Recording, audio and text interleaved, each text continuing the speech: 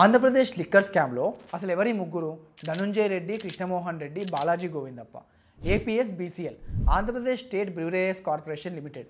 ఇది ఒక government owned company.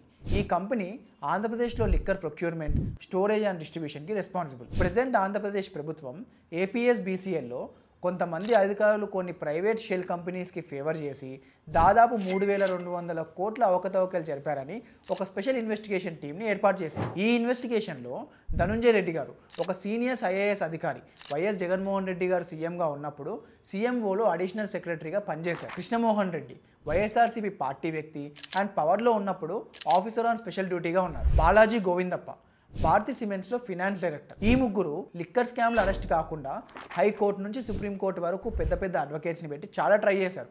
కానీ బెయిల్ రిజెక్ట్ కావడంతో కూటమి ప్రభుత్వం విజయవాడ కమిషనర్ ఐపీఎస్ అధికారి ఎస్వి రాజశేఖర్ బాబు గారితో ఫామ్ చేసిన special investigation team within no time వీళ్ళ ముగ్గురిని అరెస్ట్ చేసింది. ఈ ముగ్గురి అరెస్ట్ వైఎస్ జగన్మోహన్ రెడ్డి గారి వరకు దారి తీస్తుందా?